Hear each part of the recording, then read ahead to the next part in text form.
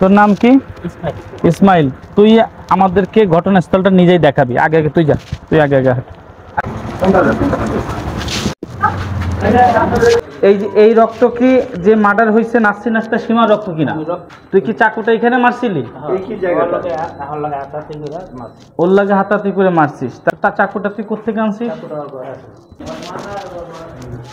হ্যাঁ,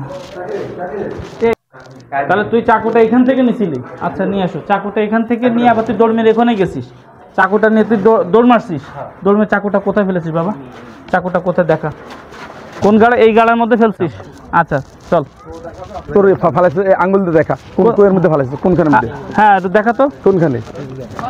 এই এর মধ্যে একটু দু একজন নামও তো নেমে একটু দেখাও। তুমি হাতে দেখাও, হাতে দেখাও। এর মধ্যে স্যার, এর মধ্যে হবে স্যার।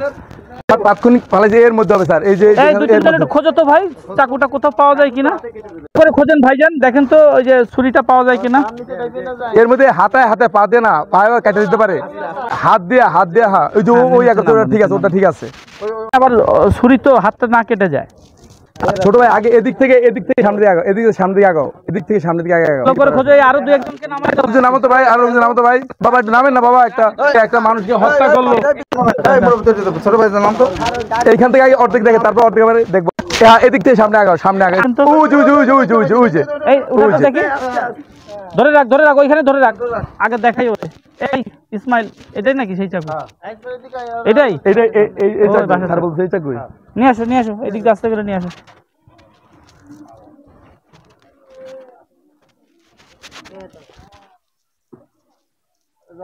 বাসায় সবজি কাটা ছুরি স্যার ছিল পানিতে, পানির ইয়ে হয়েছে। বাসায় সবজি কাটা ছুরি, এটাই সেই চাকু? আচ্ছা, বাসায় সবজি কাটা। এই চাকুটা জব্দ করবে আলামত হিসাবে, ঠিক আছে? নাসরিন আক্তার সীমাকে তুই কয় বছর ধরে চিনিস? 5-6 বছর ধরে চিনিস। আচ্ছা, মহিলা কি এখানে একাই থাকতো? মহিলা একলা থাকতো।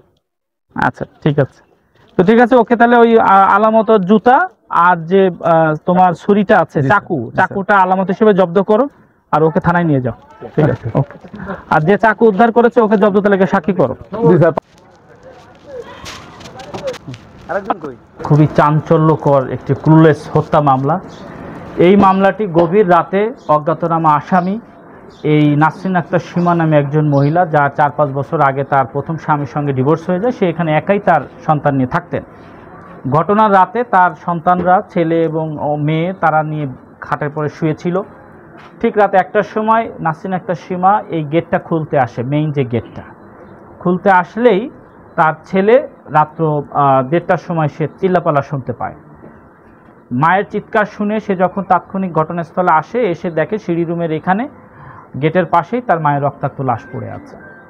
এইটা জানার সাথে সাথে আমরা ঘটনাস্থলে আসি এবং এসে এটা খুব মর্মান্তিক বিধায় আমরা তাৎক্ষণিকভাবে অত্যন্ত দ্রুততার সঙ্গে তথ্য প্রযুক্তির মাধ্যমে আমরা এই ক্লুলেস হত্যা মামলার মূল আসামি ইসমাইলকে শনাক্ত করি এবং পরবর্তীতে তথ্য প্রযুক্তির মাধ্যমে অভিযান পরিচালনা করে ঢাকার জুরাইন থেকে আমরা এই আসামি ইসমাইলকে গ্রেপ্তার করতে সক্ষম হই। এবং এই ইসমাইলি যে নার্গিস নামে এক মহিলাকে যে ফ্ল্যাটের মধ্যে আপনাকে খুন করেছিল এবং তাকে সহকারে আমরা উদ্ধার অভিযানে গিয়েছিলাম। সেই উদ্ধার অভিযানে গিয়ে তার দেখানো মতে একটা খাল থেকে আপনার ছুরি উদ্ধার হয়েছে এবং তার জুতাটাও এখানে হত্যাকাণ্ড ঘটনার সময় ফালাই রাখি আসছিল। তো সব উদ্ধার হয়েছে।